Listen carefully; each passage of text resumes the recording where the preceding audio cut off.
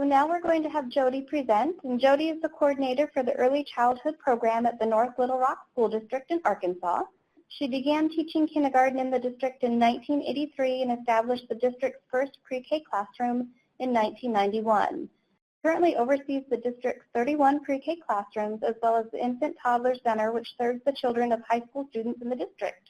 She also serves as chairman of the state's Early Childhood Commission. And Jody holds a bachelor and a master's in education and elementary education from the University of Mississippi and is an education specialist in elementary education with an emphasis on early childhood reading and administration from the University of Arkansas at Little Rock. So Jody, are you ready? I'm ready. Thank you. I very much enjoyed hearing Margaret's presentation, and it fits very well with where we're going with this. Just to tell you a little bit about our program, we are a public-funded preschool program funded through the Arkansas Better Chance and Arkansas Better Chance for School Success grants, as well as the preschool development grant at the federal level. All of our children, well, the majority of our children are resource deficient, and so as Margaret discussed in her presentation, this is particularly important in our context of getting children transitioned. We look at two pieces of transitioning into our program and then transitioning out of our program into kindergarten, because we feel like both of those pieces are critical to our children's success and our families as well. So I just started with a definition of transition and changing from one state to another. We hear parents quite often talk about, you know, you're not a baby anymore, you're in big school. And of course we know they're still 3 and 4 and they are still babies. But it is a big change for children as well as for their families. I was going to start the presentation with this beautiful video of this process of a caterpillar changing to a butterfly. Because of copyright issues, we're going with photographs, which I think still very much tell the story of a transformation or a transition. There is a beautiful illustration of preparation, of struggle, of determination, of resiliency, time, patience that it takes for a caterpillar to go to a butterfly. For those of you all who work in early childhood classrooms, I'm sure you're quite familiar with the little kit you can order to replicate this natural process in your classroom. The kit comes with a list of things that you will need to provide so that the caterpillar can successfully transform into a butterfly or a moth. Things like a long branch or stick, you have to fix the food with the sugar water and the strips of paper. You can even purchase a special habitat if you choose to do so for this process to occur. When we think of transitions for our young children, there are lessons to be learned from this process with the butterfly. If children are, we believe, given the time and the space and the resources and the materials, transition will happen successfully for almost every child in a natural way. But when you're in a classroom and you're dealing with 20 children that all have very different needs, and there are 2 adults in our classrooms, we are fortunate enough to have a 1-to-10 ratio, you know, that's difficult for 2 adults to meet all of those needs at the same time. We would love to be able to give our children the time, the space, the resources every individual one of them needs to prepare, to struggle, to go through the process, and then spread their wings. But logistically, as those of you all who work in programs know, that is not always possible. So we've spent a lot of time in the last year looking at transitions. Our district just completed a enormous facilities improvement project where we either built brand new elementary schools or renovated all of our elementary schools. And so we've been through a lot of change as a district. one of the positive things about that change is that now many of our preschool classrooms are in elementary schools. But so we have talked about, it has kind of changed our context in what transitions look like for some of our children in our program. So we spent quite a bit of time this past year really observing and talking about what we are doing currently, what we've always done, and, are there ways to do things that are better? I want to just kind of enter this caveat that we are certainly not experts. We are out there trying to figure this out exactly the way all of you are. But we're going to share some of the things that we feel like we do well, some things that we are looking at better ways of doing. And Margaret, I wanted to say thank you so much for some of the great resources and ideas. I can't wait to get in it and after this is over and actually look at a lot of them. So our program, we are inspired by the work of Reggio Emilia.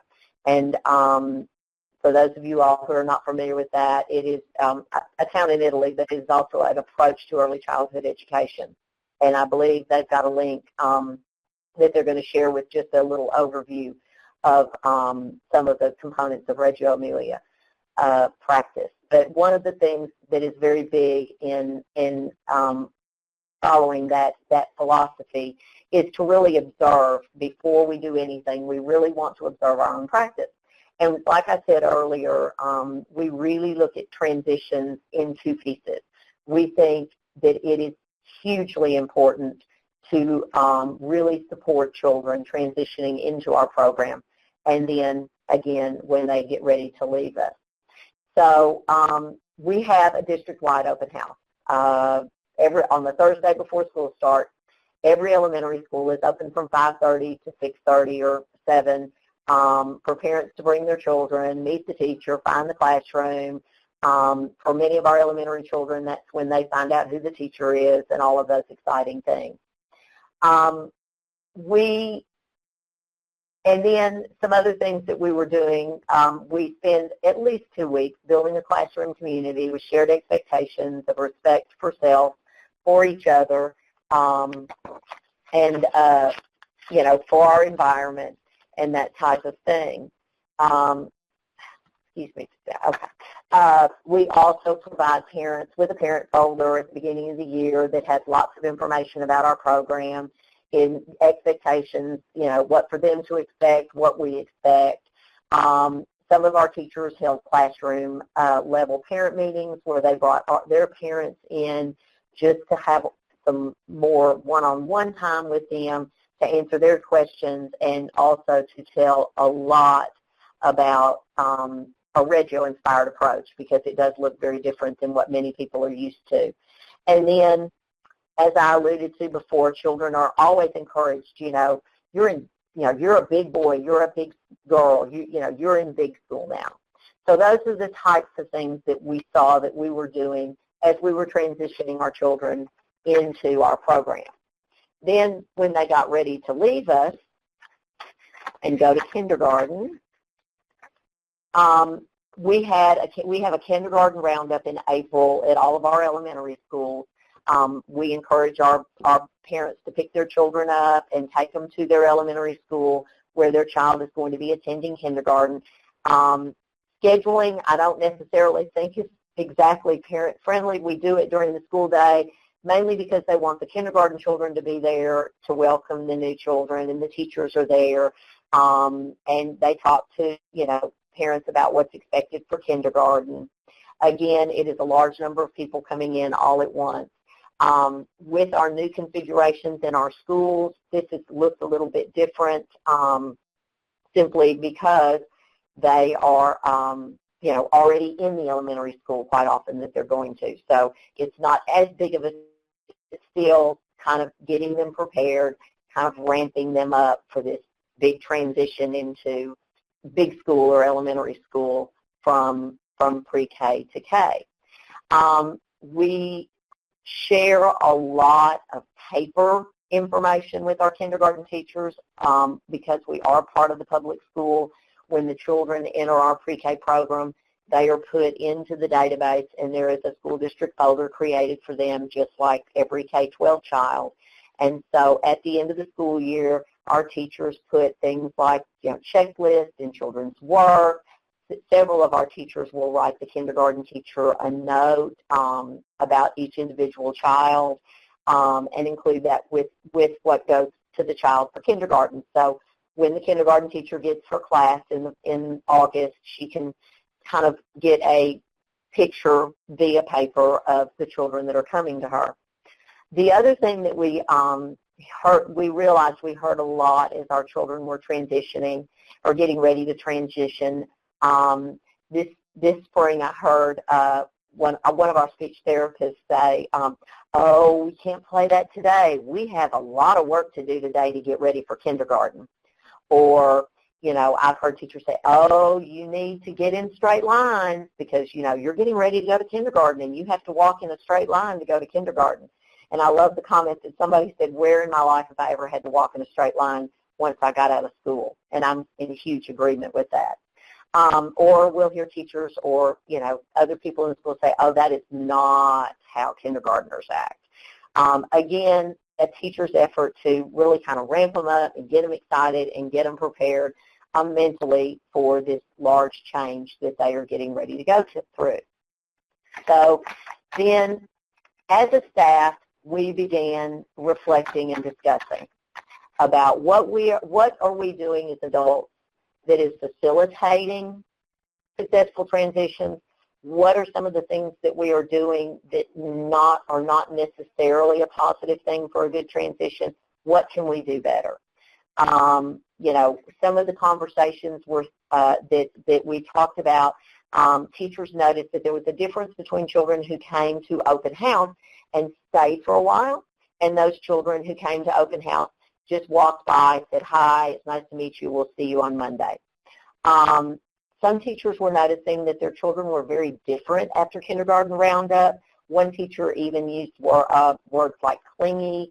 They were very needy. They were very emotional.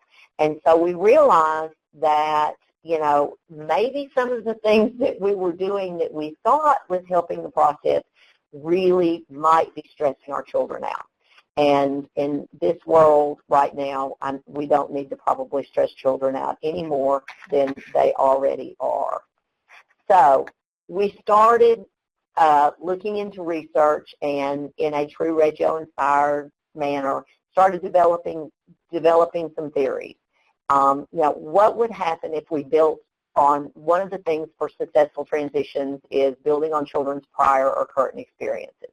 So what changes would we see if that happened? What changes would we see if we made sure that children had an active role in preparing for transitions in partnerships with families? Margaret talked about that important connection to make sure that it is in partnerships with families, and we believe that also.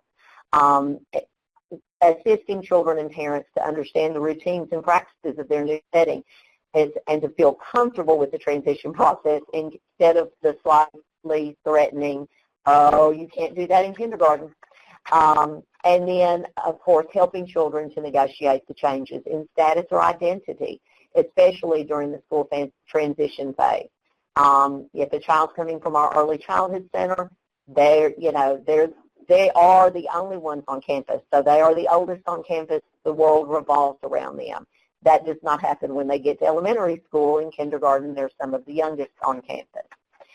So we began, and we are still in the process, as a Reggio-inspired approach would do, of testing our theories. So the first thing we looked at was building on children's prior experiences. We talked about how our open house process is really chaotic, and that sometimes children, you have a parent that really wants to talk to you for a long period of time, and you don't have much time to talk to other parents and those types of things. So this year, teachers are actually calling parents as we speak this week and setting up a time for them to come to the classroom for 30 minutes and visit with both teachers, see the classroom. We will take pictures so the children will have pictures on the wall when they get there, things like that. We feel like it's really more of a positive first experience. It's very personal that, someone's calling the parent over the summertime. So we begin to build those relationships. And so we're excited to see how that changes the context and how children enter our program in the first day of school.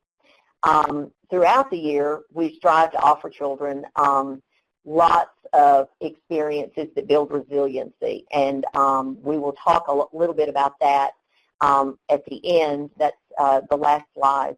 But in our approach, in a Reggio-inspired approach, we believe our children are very rich in resources, strong, and competent. So when we believe that and we treat children that way, then they begin to believe that.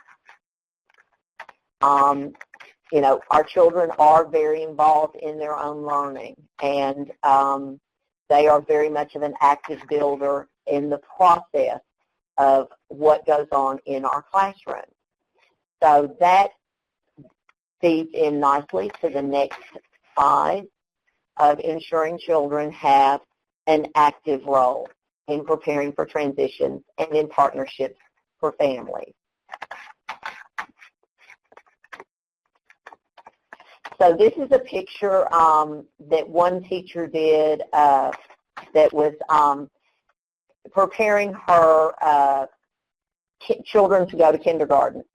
It was a whole long project that they did a good bit of the spring semester.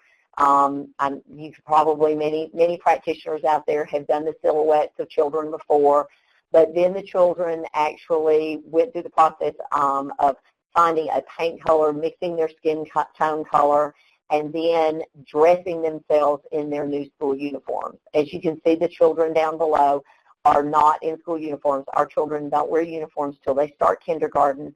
So again, very much a change in identity, very different than what they were used to. So they created their kindergarten selves, and then the pages that are attached to their shirts is each of them wrote something about what they were looking forward to in kindergarten. And so it gave the teachers an opportunity to kind of get inside those children's heads, what they're looking for, what are they nervous about, those types of things. This also supports our next theory, which is assisting them to understand and feel comfortable in their new setting. As I talked about earlier, the difference between threat versus knowledge, and I don't mean necessarily to allude to the fact that our teachers are threatening children by saying you can't do that in kindergarten, but sometimes for a 3 or for a 4-year-old or a 5-year-old, it may sound threatening. And so that previous photo is a perfect illustration of the difference. This is what kindergarten is going to be like, but it's in a positive way. And, what are you looking forward to, as opposed to, you're getting ready to go to kindergarten and you've got to walk in a straight line, so let's practice walking in a straight line. We believe that our new way of approaching our beginning family meetings is having more one-on-one time with parents at the beginning of the year is going to make a huge difference in assisting children and parents to understand their new settings and feel comfortable. When we only have 1 or maybe 2 families in the classroom, there is time to take them around, to show them the materials that they're going to get to use, to let them see the classroom, as opposed to walking into a room that may have 4, 5, 6, up to 10 families in there at the same time. This last spring, in conjunction with the district's kindergarten roundup, we implemented some new strategies with our pre-K parents. We set up a time, we have, through our federal grant, have family specialists that serve each of our sites. And so they coordinated with their school's kindergarten teachers and set up a kindergarten readiness parent meeting that gave our parents a chance to have a little one-on-one time with the kindergarten teachers. I think parents who are coming from a preschool program within our district may have some different questions and different issues and then a parent that's just coming in that does not have this information. We are also starting, we use a tool to get to know our families as they enter our pre-K program called MAP. I can share that information with REL and get that out to you. It is a survey that teachers give parents that really, or teachers sit down and talk with parents that give us some great background information about our families. Our family specialists are actually getting that information, some of it over the summer, so they're actually reaching out to families, introducing themselves, and beginning that process with, that transition process with, we want to know about you. What can you tell us about you and your child that will help us to meet your needs?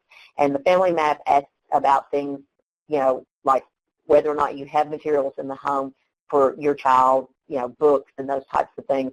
But it also talks about safety. It talks about parental depression. It talks about a vast number of things that we as educators know can and does affect a child when they are starting school and as they go through school.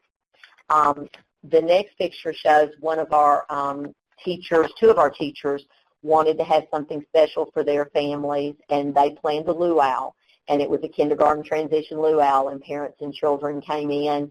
They had a luau dinner and then did some Hawaiian-inspired type crafts, and then those teachers were there to answer questions and talk with parents if they had concerns about their child going to kindergarten.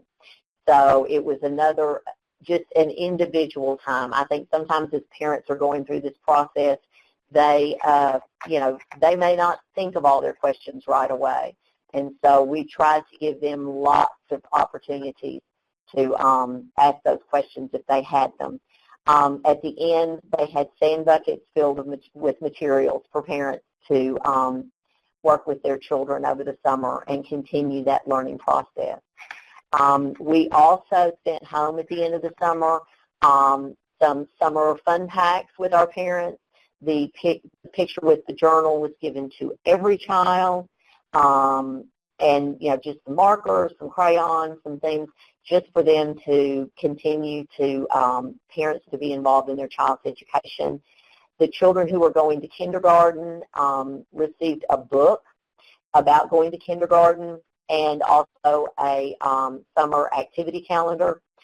We get our books, and this is another great resource we can share with you from First Book, which is an organization that offers books at a very reasonable price to programs who serve high poverty areas.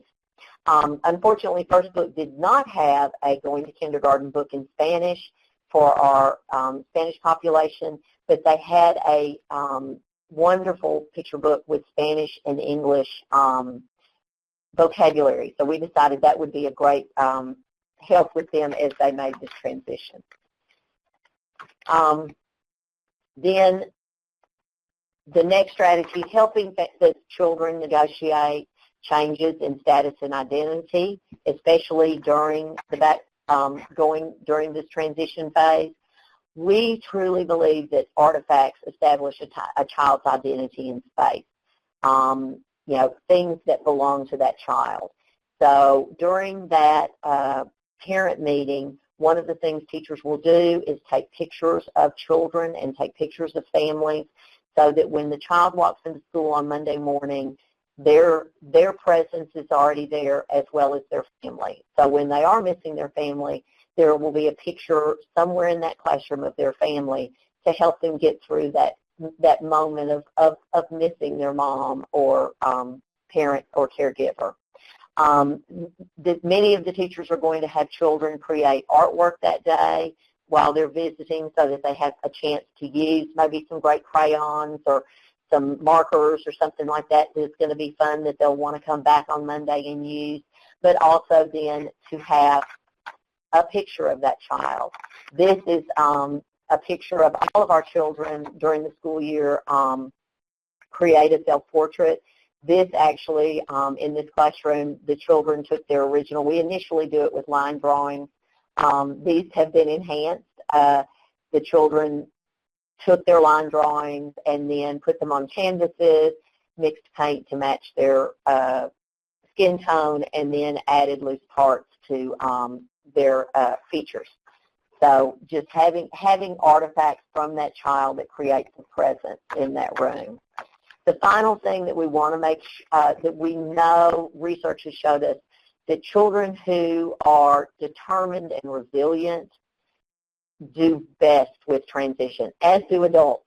And so we really work on a daily basis to build this in our children.